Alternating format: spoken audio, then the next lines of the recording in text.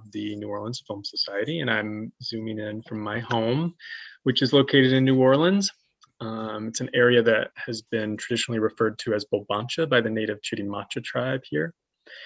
And before we get started, I just wanted to say a few words about the origins of this panel itself.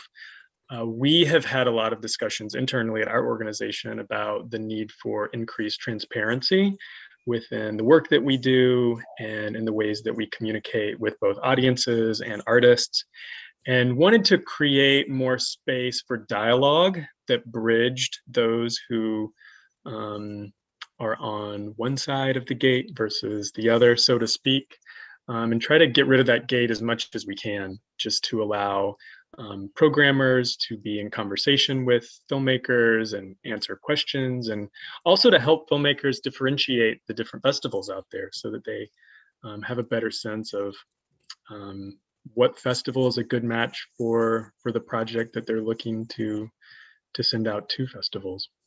So in the spirit of that, we gathered together 5 incredible programmers from festivals in our region to have some of these conversations and answer your questions. So I'd like to introduce everybody on this panel and would invite each of you to say a few words about yourself and your role at your festival. And let's start with Miriam. Sure. Thanks, Clint. It's great to be here. And I am the artistic director of Indy Memphis. We are a film festival primarily, or we primarily started that way.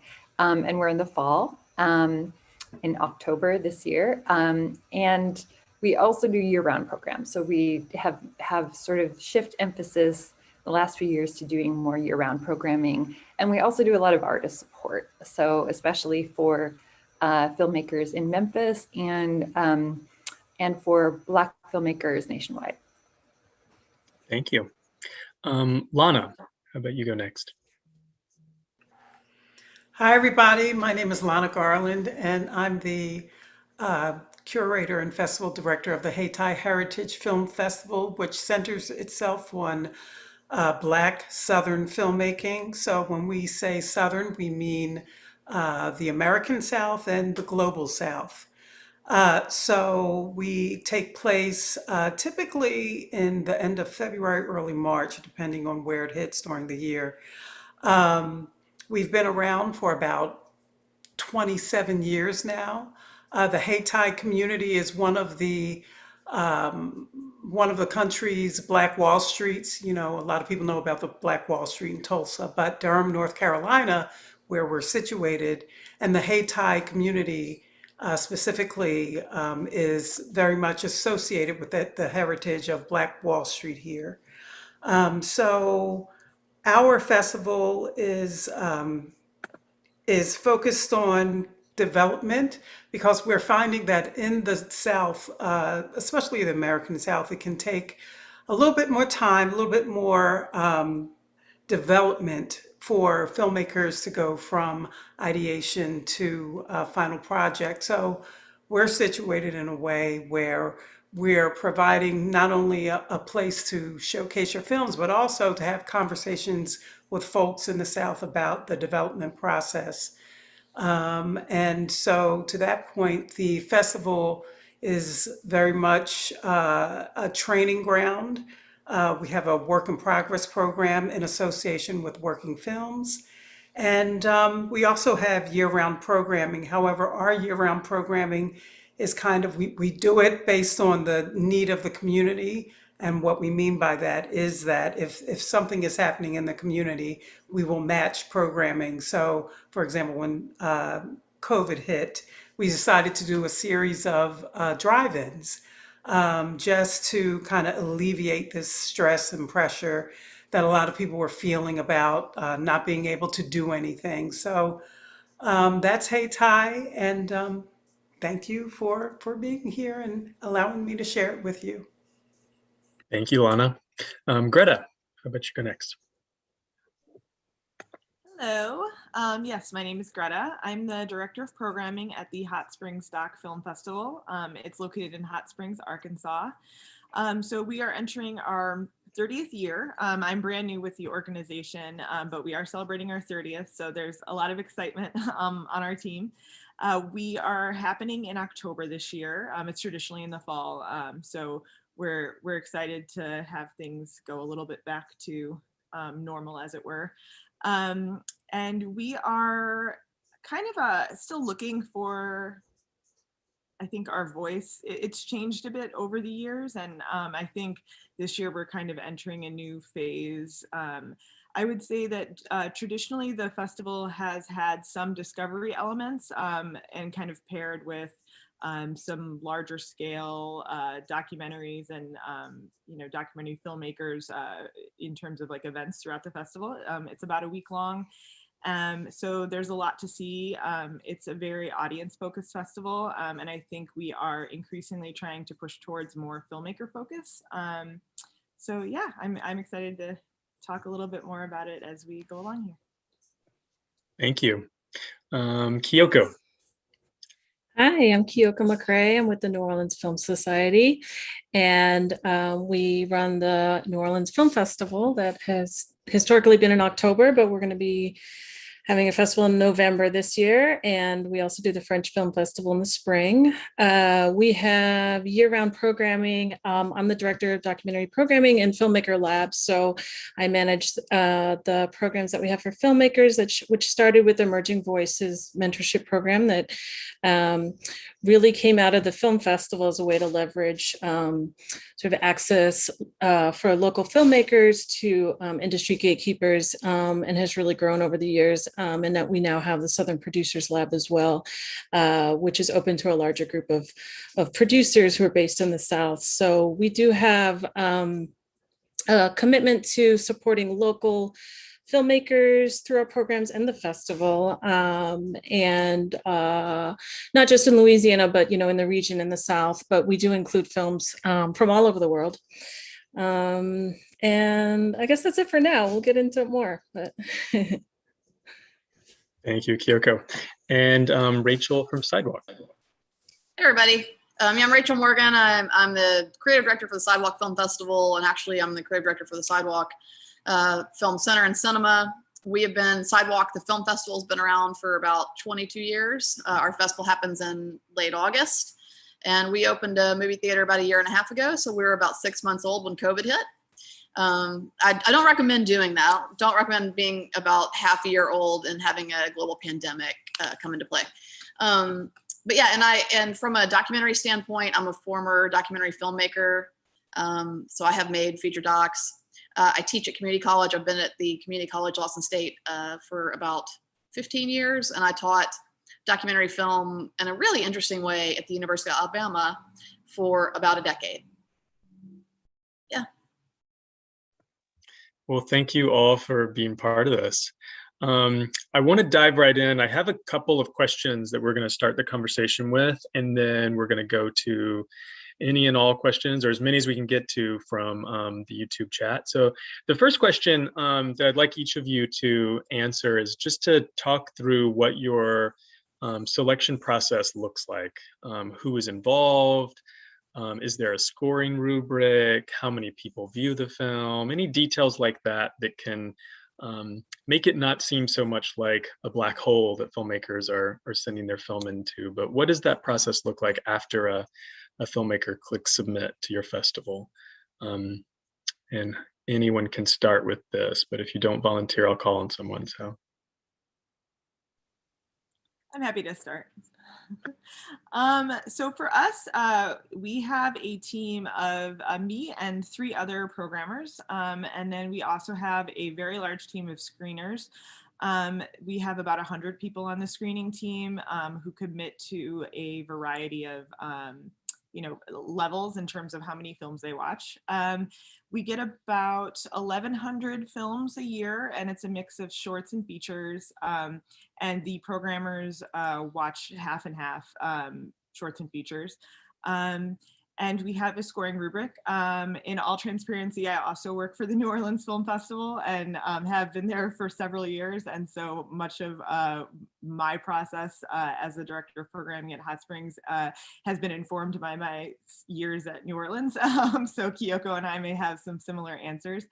But over the course of the kind of programming year, we have each watched a chunk of films that have been kind of randomly assigned to us by our programming manager. And we each elevate films amongst ourselves, and then we talk through films that the screeners really like. So each film is, our goal is that every film is watched by 3 screeners and 1 programmer. Some of the films have been watched a lot more than that. We have one film that's been really controversial. I won't say what it is, but some people really love it and some people don't love it as much. And it, for example, has been seen, I think, 8 times. And so by the end of the process, I would say that in total, it's going to be watched by at least 4 people, and at most, probably 8 to 9 people, including our executive director, who also does some work with us, though she isn't strictly a programmer. And we have a scoring rubric, and then we have, I meet with the screeners once a month, and then I meet with the programmers twice a month. And we just kind of talk about what we are really responding to personally, and then what we think is a good fit for our audience, what filmmakers we really want to elevate or give any opportunities to, because we believe in their vision and we feel like they're someone we would want to be associated with in the future. And then we have a couple different filmmaker support programs as well that happen throughout the year. So we're also kind of thinking like, who would we want to bring into those kinds of programs in the future? And so we focus a lot on emerging filmmakers. There's definitely a Southern, I wouldn't, not a preference, but we're definitely looking to elevate filmmakers from the South. And being Arkansas, I think a lot, Arkansas could go a lot of ways in terms of what people think about the geography of the country. I'm from the Midwest originally, so a lot of the filmmakers, we try to elevate from the South in like a very broad definition of the South. So yeah, I think that's a pretty good accounting of what we do. Ultimately, we'll have about, this year we're having a little bit less than we typically have in the past. We'll have about 30 feature-length films and 50 to 60 shorts in programming blocks for the most part. Yeah. Great, thank you, Greta. Who next? Miriam, do you want to talk a little bit about your process? Sure. I've been at Indy Memphis for 3 years. This is my 4th festival. And we started as a very small team. I think there were 3 full-time employees, not including me. And even though I was the only programmer for all the features, and now we've grown a little bit. So we're a pretty tight team. I think other people have larger teams. But it starts, you submit, we have a wonderful screening committee, and I really depend on our screening committee. We do a sort of a big get to know you form and really understand their taste. And we have 2 associate programmers who are contractors, one for features and one for documentaries. And they get to know the screeners' tastes, and so then the screeners will rate a film. We use just going to reveal our secrets. We do a red, yellow, green, orange code. We don't do a number system. So if something is red, then it's not recommended. If something is orange, it's recommended with it's not recommended, but someone else should look. But it's they're not sure. Yellow, it's also they're not sure. Someone else should look at it. Green, recommended. And but then they do evaluations, and those evaluations are really important. So they're all doing these mini reviews, and I don't see all the films submitted, but I do read every evaluation and read all of the information submitted. So for filmmakers, the information you submit about who you are, what the film's about, all of that is really key. So sometimes, most of the time, I won't read a film. I won't watch a film if it's gotten 2 or 3 reds. But if it has a very intriguing description, then I'll go ahead and look at it anyway. And so it basically goes from the screeners to the associate programmers and to me. But yeah, I'll definitely watch anything with a yellow or a green. But oftentimes I'll watch things that aren't recommended too, just because I wonder if they're, love it or hate it kind of films, which we tend to love. Just one follow-up question, Miriam. Where does your screening community come from? How do you source those screeners? Oh, interesting. I do the features, and Bridget Wheeler, who's been with us at Indy Memphis for years, like I think about 12 years, she does shorts. So our shorts committee, it tends to be from the Memphis area. There's her committee that she's kind of gathered, but our committee is actually around the world. We have some screeners in the UK who we love. We do have, I think, we have a lot of mostly women of color screeners, honestly. And that's something that we've really worked towards getting. We really did a big push to get more Black screeners and more women of color screeners. And they're around the country, around the world. Here's something you should know, filmmakers. Sometimes we'll get responses saying, no one in Memphis watched my film on Vimeo. And we'll say, well, that's because our screeners are watching in Toronto and London and all over these places. So that's something that you should be aware of. Who next? Rachel, do you want to talk a little bit about Sidewalk's process? Sure, yeah. I mean, it's very similar. We have screening committees. Our screening committees are broken up into feature docs, feature narratives, and then we have a short screening committee. Those committees are pretty big. They tend to involve only people from the community. We really look to the sort of Birmingham area. We want to, prior to COVID, we really like to have meetings where people can physically be there. And so, one of the requirements is to make it to a midterm and a final meeting, a launch meeting, a midterm, or a final. And so, we try to bring people from the area that's a very sort of diverse group from the Birmingham area. All films are looked at least 3 times by screeners. We have a much more numbers based, even though I really like Miriam's color coding, but we have a much more numbers based scoring system. And generally speaking, I have a shorts programming committee of 3 people. So I have 3 shorts programmers, and then myself and my programming partner, Charlie Sanders, program the features and oversee the committees for those. And Charlie is a wild man, and he watches every single feature submitted. I can't say that I do that, but he does it. And then we meet a lot. We meet very frequently. And he's kind of like, watch this one, or, I want to see what you think about that. And so every feature every feature and every short is screened by at least 1 programmer, and definitely 3 eyes on the films. And so, and through that process of meetings, it's like controlled chaos a bit. I mean, through that process of meetings, I go into screening hell, and Charlie clearly does the same. And we just watch more films than anybody should ever watch, and then try to create a balanced lineup from there. So I don't know if I should also tell everybody, I should have said originally, Sidewalk is in Birmingham, Alabama. So yeah, and I've been with Sidewalk for 15 years, more years than I'd like to say. I think that kind of explains the process. I'm the one who sits down with the map and sort of schedules everything and looks at everything. And that's sort of my world for a couple of weeks. Yeah. Thank you, Rachel. Lana, do you want to talk a little bit about Hayti's programming process? Yes, I've been there for 4 years now. This past March marked my 4th year at Hayti.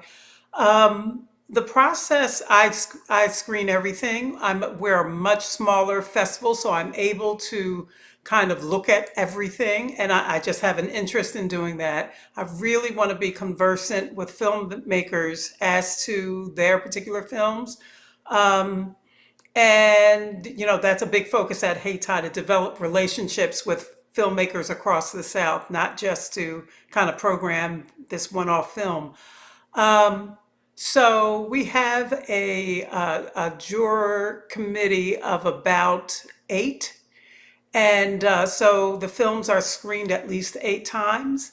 And since we are highly niche, when you're talking about Black Southern filmmaking, I mean it could be either a bonanza year or I'm struggling to program that. So what happens is that first we look at what has come in, we evaluate, we have a rubric that has a certain amount of numbers. And so after that, we get together and we talk about it. So even though a film may not have scored as highly as others, that does not mean that it does not preclude a film from getting into the festival. We look at other factors such as whether or not it's from the South. So just to back up, although the focus is on Black Southern filmmaking, we take films from the entirety of the Black diaspora.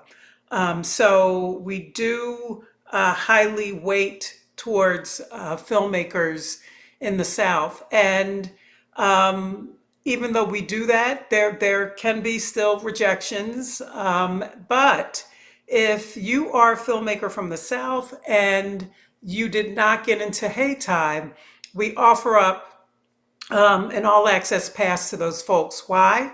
Because our mission is to develop the Black the Black Southern film ecosystem.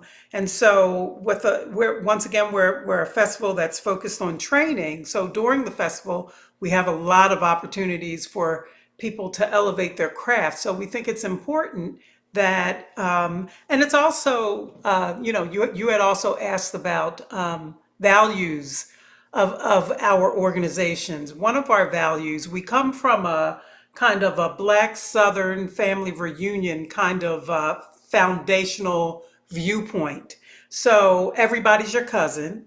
So when something happens, you don't necessarily just discard folks. We try to bring them in, give them more training, and see if they're going to be about this thing called film. And so that's about it. Very similar to a lot of other folks. We're much smaller, so we can give it a little bit more time and get more eyes on the product. Thanks for that, Lana. And Kiyoko, do you want to talk a bit about the New Orleans Film Festival's process? Sure. And Clint, chime in if I forget anything. But yeah, I mean, very similar to a lot of what has already been shared. We do have a rubric. We do numbers 1 through 7, and we have different categories that we're looking at. So things like strength and clarity of ideas. We're looking at, attention to craft. Engagement, like how engaging is a film, and is it warranting the amount of time that it's taken to tell the story? Enthusiasm for the artist and the project, and that I think the supporting materials, the things that are shared, really come into play in that category. And then value alignment, and I think we'll get into that in a little bit, but that's really important to us. And we've recently shared our programming practices and our new values, so that speaks to those. We have at least 2 screeners and 1 programmer watch every film.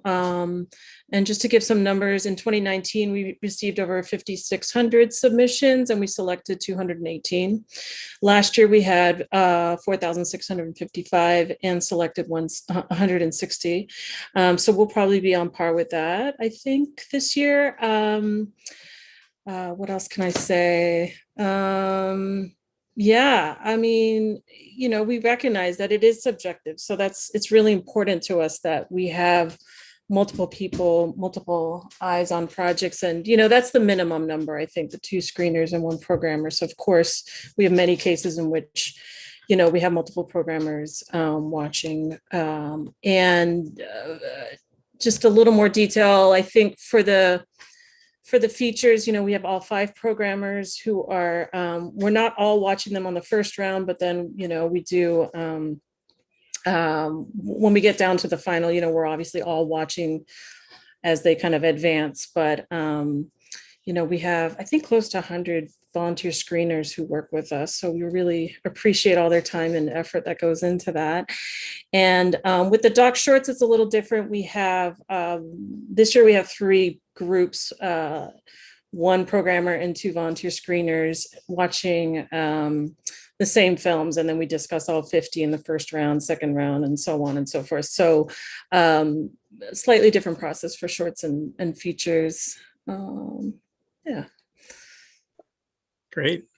I want to get back to something you mentioned, Lana, about, providing those whose films you don't select with something like a pass, or which is actually incredible. I love that y'all do that to try to help build that community and access. There was a question in the YouTube chat about what else festival programmers provide to rejected submitters, particularly reasons why their film wasn't accepted, suggestions for improvement, any kind of feedback. Is that something that any of you offer, or and if not, why or why not? Would you like to, anyone want to take that question? Go for it, Lana. Well, first I can see that question came from my Danish cousin-in-law who lives in Toronto. So, Vasa Nikolai Vorengore. So that's a great question. And it depends. I will give feedback to a filmmaker who has not made it into the festival if they ask. There are some who are very much in their feelings and very upset about not getting into the festival. And then there are those who are very, open and they just want more information. I was a project manager at the Southern Documentary Fund for several years. And so I'm used to doing that. I had to do that for projects that didn't make it into SDF. So I think it's very important to be able to give feedback. So to the extent that I can, I do. But from what I can see, what I've experienced is that most people don't ask. And so, I don't, yeah. So if someone asks, I will provide that and I'll go over the judge's notes with them as opposed to giving my personal opinion, because I don't think that, they're going to get that if I go over the judging criteria and the judging notes. But I will give that to them if they ask. Anyone else want to offer a perspective on that question? I'll offer. I think that filmmakers should maybe, in general, not expect that. They shouldn't ask that. Why didn't it get in? I think that's like a separate. I mean, it's fine if it works for you, but in general, I don't think that it should be expected. I feel like a sort of separate job is to give feedback and consultancy on what to be improved. In general, we don't give feedback on what we didn't like. It's so often semi-subjective, and really, if your film doesn't get in, it's not because it's not good enough. It's just because it's not a right fit. And so I will give feedback to films that almost make it in, and I'll say what I loved about them and, keep in touch with them.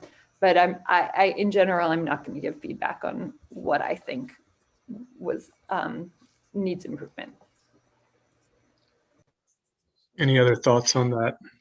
Yeah, I think that's a really good point, Miriam. I mean, I think there's some few cases where I might give feedback. Be careful about saying that, because we don't, give feedback. But with the filmmaker programs, I do give feedback. If somebody doesn't get into one of our programs, I do feel like that is really important to be, and I think that is different. Of course, we do have a lot of the same filmmakers who apply to our filmmaker programs in the festival, but in that situation, I feel like, I will set up a call with somebody or email them back and talk about their project, and, figure out ways that we can keep in touch and learn more about the progress of their film or a new project that they're working on, or encourage them to apply again the next year. So it's slightly different with our filmmaker programs. But yeah, just wanted to point that out.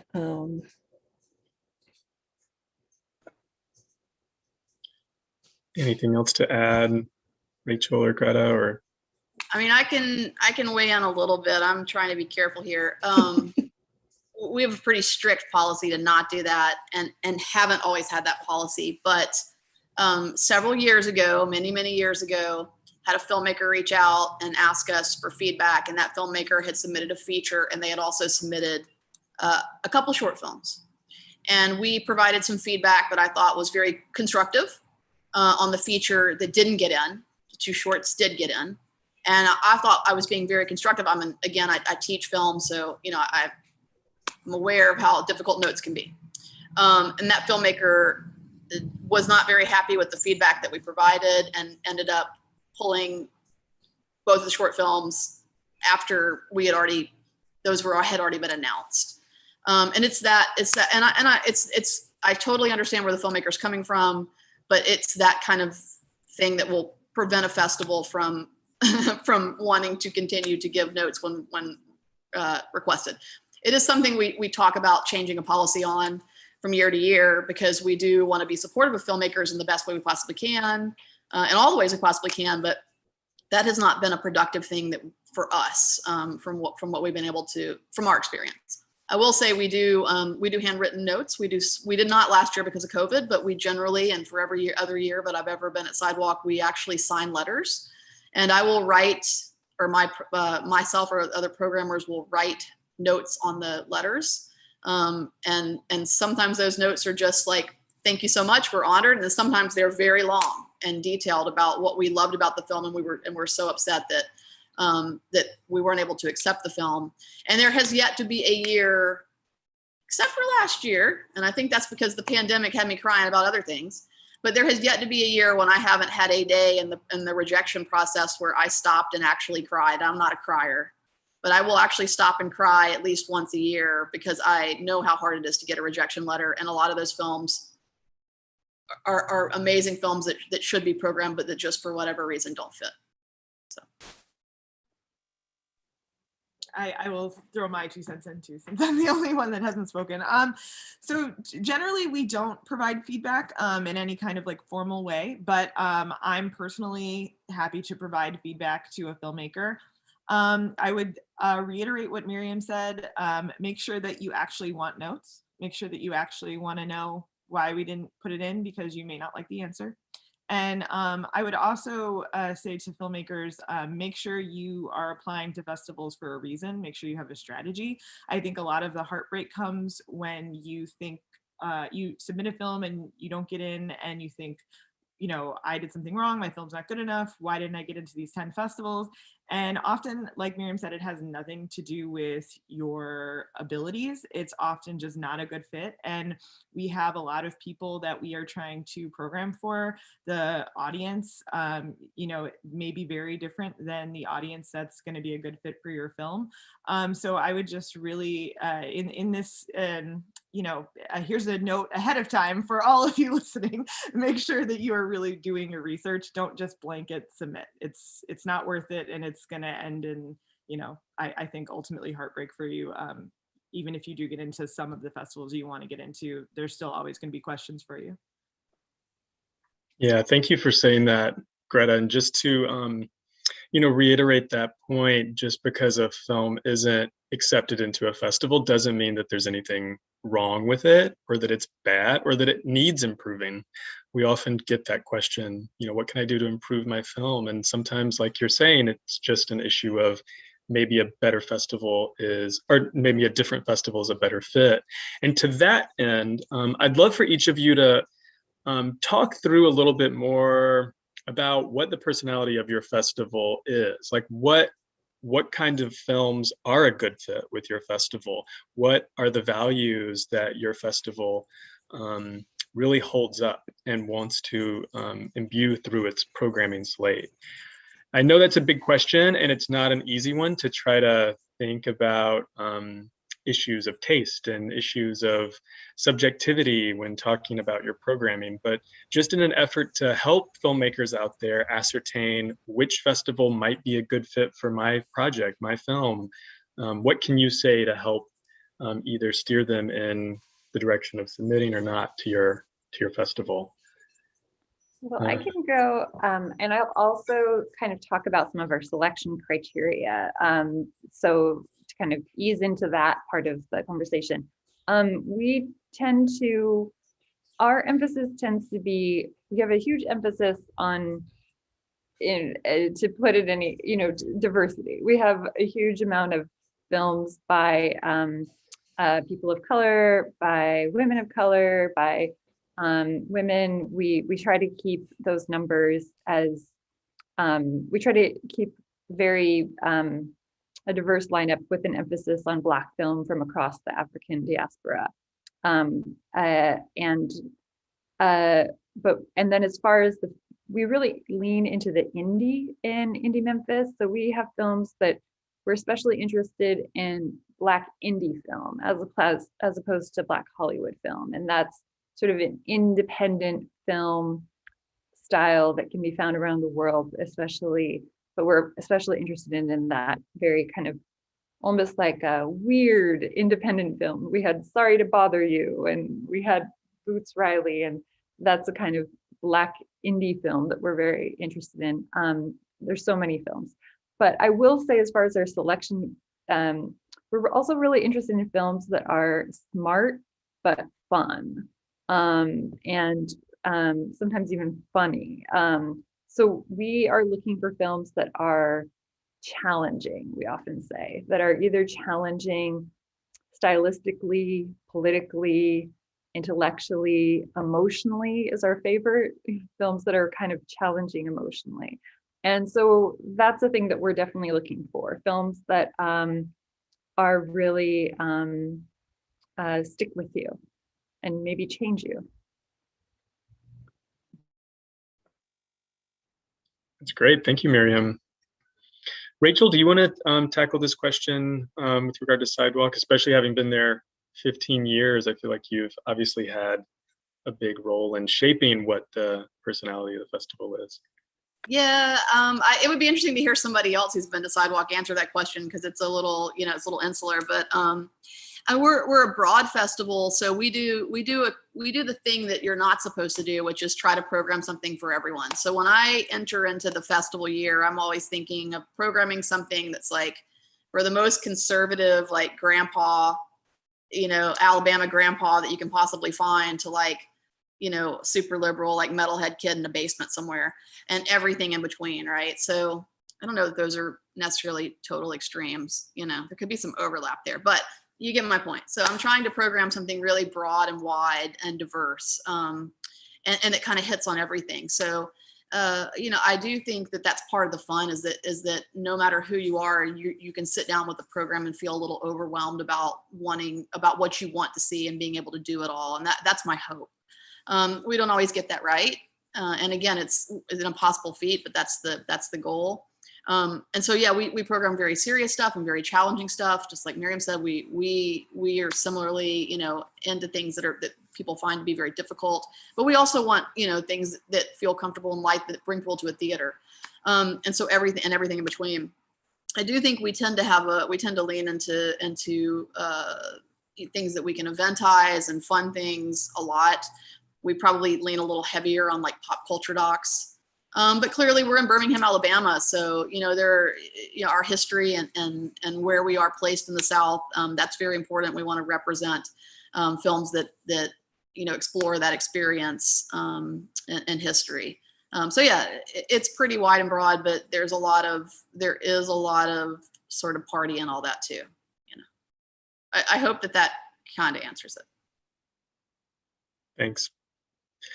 Who wants to go next? Lana, do you want to talk? I mean, I know you talked a little bit about your specific focus of the kinds of films you're looking for. Anything you want to add to that around the values that your festival holds?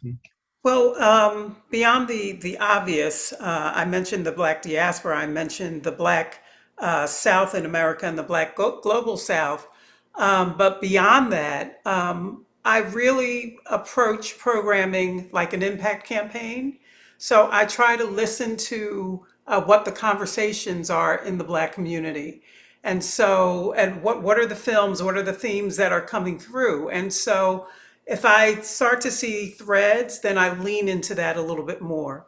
One year we had, 3 or 4 films that were from the Black trans community. And so we lean into that. And so I may, because beyond the actual kind of what comes through on Film Freeway, I do a certain amount of curation as well.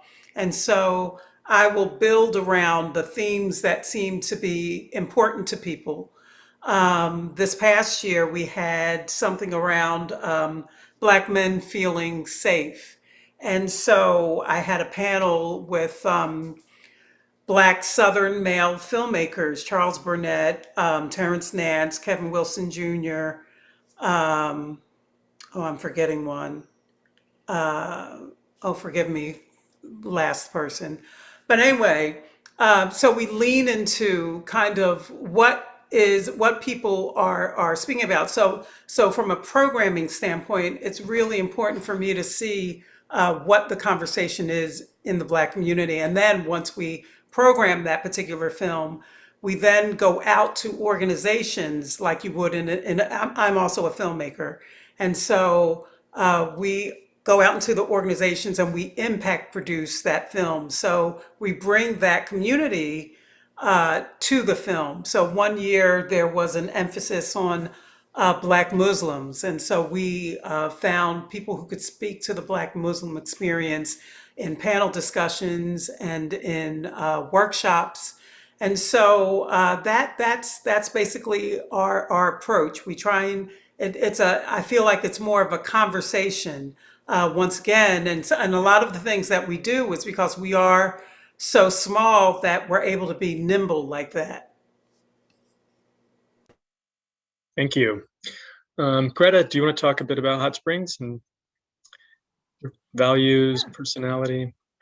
Like I said, I think the personality is changing a little bit, as happens when you bring on new people. I would say that in our conversations so far, we are really looking for emerging filmmakers. We are looking to program as much as possible from submissions. That won't always be the case, but that is our goal.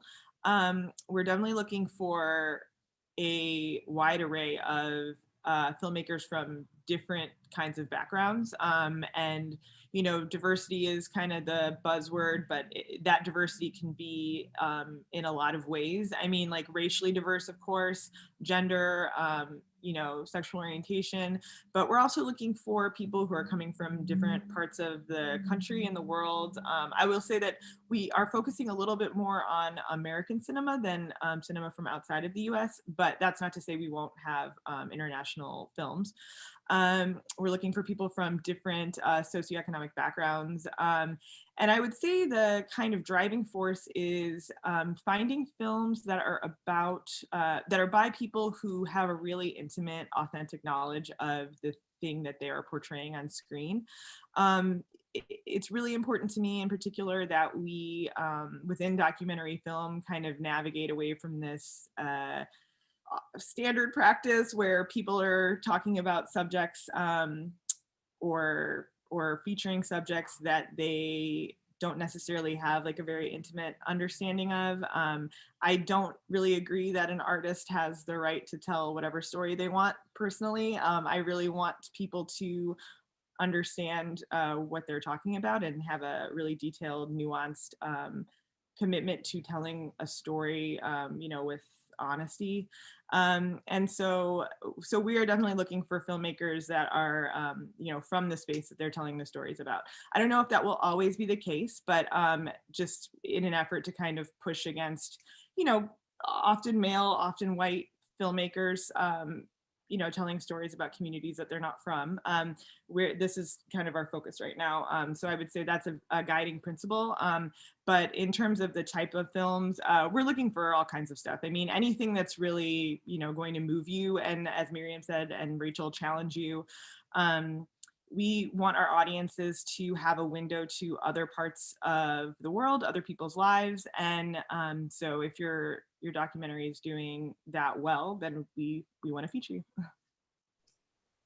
Thank you. Just a follow-up question. Can you talk about what screening from submissions is and what the alternative to that would be. Yeah. Some film festivals are highly curated. So that could mean that you are going to other festivals, or you are kind of have an inside track on films as they're being developed, and you are asking filmmakers to, if you can see their films and then show your films if you like them. The kind of opposite end of the spectrum is having submissions where the filmmaker decides they want to apply to your festival, and you are making choices based on what you have access to through that process, as opposed to going out and trying to find films. We have a larger screening every evening of the festival, so sometimes we will curate for those positions.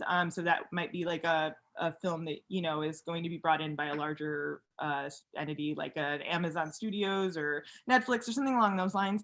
But for the most part, we are really invested in filmmakers that are kind of starting out, and often those people don't have access to something like a Netflix or Fox. Well, not Fox anymore, I guess, but you know what I'm saying. So yeah, it's mostly screening from people who have self-selected to apply to your festival. Thank you. And Kiyoko, do you want to talk a bit? Yeah, I mean, we recently put our programming practices on our website, which you can find under, neworleansfilmsociety.org/submit. But a couple things I want to just raise from those practices. We do want to lift up stories and films that are made by BIPOC filmmakers, Southern artists, women, LGBTQIA people with disabilities, and other marginalized communities. We are trying to make a commitment this year to have 50% of our films be Southern stories. So either made by Southern filmmakers or are shot in the South. We have language in our programming practices that I just want to mention briefly, because we've gotten a lot of questions about this, which says that we strive to decenter privilege and whiteness, which is really important to us. I think a lot of people are reading that and thinking that means we're excluding white filmmakers, which is definitely not the case. It's not the same thing. Yeah. I just wanted to mention that because I think it's important to note, I appreciate what Lana was saying about the sort of exchange that happens. Our programming is informed and inspired by social movements, and we're also trying to highlight films that speak to social movements and play a part in how we are trying to create a better world. So that's really important to us. But I also want to be clear that it doesn't mean that we're only looking for films that have social justice issues. That's not what we certainly do program a lot of films that speak to social issues, social justice issues, but we also don't want to give the impression that every filmmaker of color or filmmaker who is speaking from their own community has to use their film to be a vehicle to speak on specific issues, right? That's not the intention either, although we do champion stories that again, do address social issues. So those are just a couple things that I wanted to highlight. And we've added, a couple questions that we feel like are really important. In addition to, as I think many people mentioned before, we do read all the cover letters and do appreciate them. We have a custom form this year where we are asking filmmakers to address sort of their proximity to the story. I think that's another important one where we're always looking for what the connection is between the filmmaker and the story, as we are trying to counter sort of extractive storytelling. So that's a new question that we're asking folks to fill out, and also talk about inclusivity. So how are you thinking about, your collaborators and the team that you're building in terms of, the makeup of that group? So those are two new questions that we've added this year. I'm glad you mentioned a cover letter, Kiyoko, because we had two questions actually in the chat, one from Jessica Kriesman and another from Stuart Socks. Hi, Jessica. Hi, Stuart. but just both asking how important cover letters are to the process, which does bring up, another question about supporting materials. These questions, for example, Kiyoko, that you're referencing, customized forms, other materials that filmmakers might provide to help them build a better case for why you should select their film. How important are cover letters and other supplemental materials when you're making your selections? Miriam, it looks like you're ready to answer this one. Oh yeah, yeah. We like I think everyone has mentioned. It's really important for us who the relationship of the filmmaker to the material. So as I said before, I don't necessarily watch every single feature submitted, but I do read every single about the filmmaker. And I also think good production stills are really important. You should definitely have some good production stills that just kind of sum up the style. But yeah, so just really echoing the importance of like that. I also just want to say that, echoing also what Kiyoko said, we're really interested in the filmmaker's relationship to the material. We are really interested in decolonizing programming, and especially in documentary film, which has this history of the sort of like colonized viewpoint of people going into a place and making a film about an other. But that doesn't necessarily mean that it has to be about your own family history or your own connection. There are a lot of ways you can have a connection to the material. And a filmmaker that I'm always mentioning that I did an internship with and mentorship with, he's a New Orleans filmmaker, Les Blank. He's a white filmmaker, but when he started his filmmaking, making a lot of films about Black communities, about music, he wasn't making films about, he was trying to counter ethnographic filmmaking, where filmmakers were going into sort of exotic areas or sometimes having Europeans come to America, and this was the exotic area. He was making ethnographic films about America. So as an American, he was making films about the South. He was making films about his area. So different places might have different relationships to that. So basically it doesn't mean that, so tell us what your relationship to the material is, and tell us in the cover letter why this festival. That will get you, both of those answers will get you so far. Long-winded answer, sorry. That was great. Thank you, Miriam. Anyone else want to chime in there on the importance of cover letters or other materials filmmakers can provide? I think it's important from the standpoint of kind of knowing the business, knowing your craft, and knowing how to show up in the industry. So as much as the emphasis has been put into crafting a film, that other supplemental material is always important. If you have artwork, that always helps. And once again, like Miriam said, the stills, production stills is also great. It just connotes a level of professionalism. And so I'm looking to see people who are working at that level, because that says to me that I can develop a relationship with you, because you understand that, there's a way in which you kind of show up in the world as a professional filmmaker. And I also want to say that oftentimes, and this may be a Southern thing. I'm not sure if it's a Southern thing. I'm not sure if it's a Black Southern thing, but oftentimes, for some reason, I see submissions that start with this very involved animation for the production company. And there's and maybe a few at the beginning of the film, and that is kind of that's a red flag for me and my programmers, because that just connotes the fact that maybe you're not understanding kind of what your craft is, and that you want to give the appearance of a film. So you've interpreted that with the, instead of seeing the MGM lion, you're going to see, your, motion graphic of whatever. And so for those of you in the South who are creating those things, please stop. It's so not necessary. Put the time and love and energy into telling a really good story.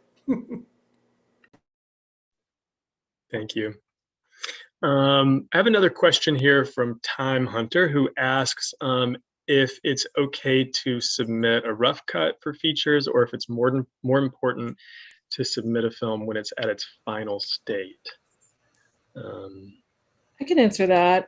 I mean, I think it's better if you can wait till it's picture locked. So it doesn't have to be color corrected. The mixing on the audio doesn't need to be complete, but it is helpful to know that, the film is structured the way it is. And, it's more or less, picture locked, I think is best. So that we know that those choices, are the choices that are going to reflect the final film, but we can look beyond those sort of minor things like color correction and audio. I'd like to say that the exception might be if you want to be considered for a world premiere and you're in and you flag that and you're in conversation early.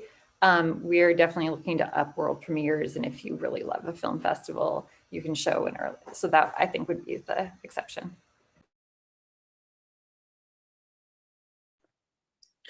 Sorry, I'll just say one more thing about that, because I do think it's an important point. I think communication is really key. So if we don't know if it's picture lock, we don't know how rough it is, then it becomes difficult to kind of know, how far along it is. So if it is a rough cut, I would just make it very clear, what is left to be done, or if it is picture lock, just go ahead and say that so that we know where you're at in the process. Because we will look at rough cuts as well too, but it's,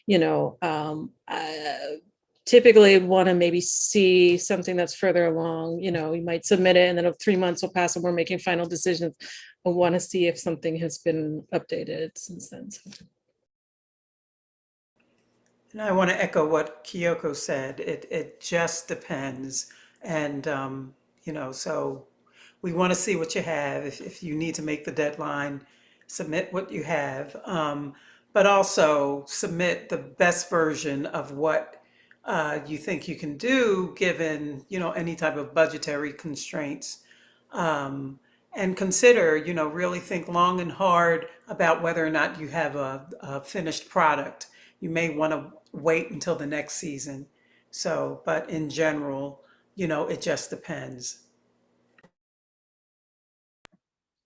There was a question specific to Sidewalk about whether y'all were still accepting submissions, and that kind of leads me into a point I wanted to make. There should be a link at the top of the YouTube chat that you all can go to. And if you sign up for that, we will be sending you discount codes for all the festivals that are currently open for submissions, plus Sidewalk, who is graciously opening up their submissions for another week or so for anyone who's tuning in. And you'll also all get 50% off the submission fee at Indy Memphis, Hot Springs, Sidewalk, New Orleans. Hayti, you guys are not open for submissions currently, but maybe we will, when it does open up, we might circle back around with you all or see if we can get a discount code there. But definitely add in your name and we'll be emailing you all those specific codes. And we've got a couple minutes. I'm going to take one more question, but then we're all going to have to close out. I know, Greta, you might have to leave early because we have a hard out right at 6. But one question for all panelists: how do you prioritize short docs versus features? And do you see any kind of trends around the docs and feature space? I don't think we prioritize one or the other, but I just will say that, I've seen a lot this year that are around between 30 and 40 minutes. And just to mention that that's just a hard length to program. That's the reality of, I mean, we have a certain number of shorts that we can program, but we certainly can't program all shorts that are 35 minutes, so that's just something to think about. Is not saying you should change your film, but just know that, kind of going back to the feedback thing, we don't unfortunately have the capacity to give feedback just because of the sheer amount of films, but a lot of the times it comes down to length. Like that can be a big factor with shorts. Anyone else want to tackle that question? We I want to actually say that, oh, okay. I want to say that, you know, we love shorts. Um, a lot of what we do at Hayti is also about training, it's audience training as well. So what I mean by that is that people who kind of tune into Hayti, some of them, you know, have never, they have no connection to independent Black cinema. And so they're seeing this type of material for the first time. And so shorts is very, very important to our festival because we have so many people who know that there is this unique content that's out there and they have limited time. So a lot of people who are huge fans of Hayti are still working a 9 to 5, you know, not in the film industry, and so they want to know what's going on. They want to have that kind of independent film experience, and so short films, you know, that it's perfect for them. Um, so we do lean very heavily towards programming a lot of shorts. And also, once again, just the sheer, you know, lack of a lot of Black Southern filmmakers being able to create content that is feature length from year to year to year. I mean, it's just not going to happen. So we're very, very grateful for shorts. Thank you. And that puts us right at an hour. I think, Greta, you are actually going to a programming meeting to meet with your programming team. So thank you.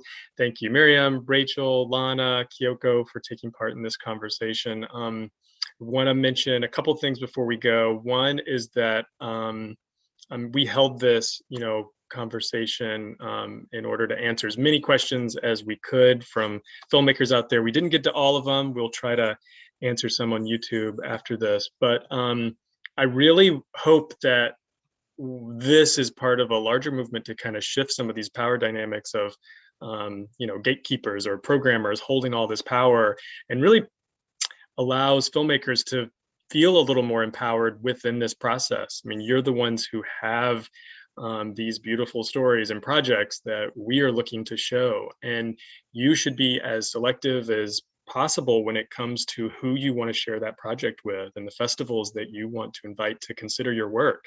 And if you have questions about, you know, who's on the other side of that table, you should be asking those questions and the festivals should be answering them. There should be some kind of contact form on every festival's website or on their Film Freeway page, but find out who's watching their film, find out how many times it's screened if that's important to you, find out how many films they've shown that are over 30 minutes if your film is over 30 minutes. These are questions that can be answered and should be answered if that's something that's important to you. And if a festival's not responding, maybe it's not a good fit and maybe you shouldn't even be submitting in the first place. So just encouragement to own some of that power that is truly yours on the filmmaking end. And also want to remind everybody that we're going to host another programming panel on June 1st at 5 p.m. Central Time.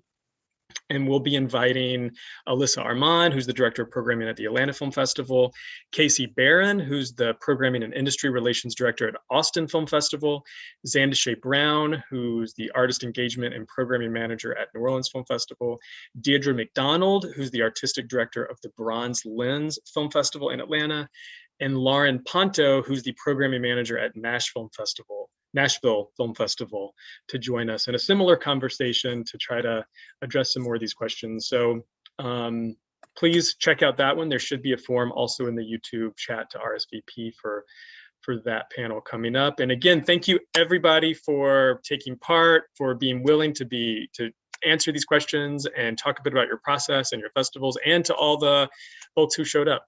Thanks for joining us. And with that said, everybody have a great evening.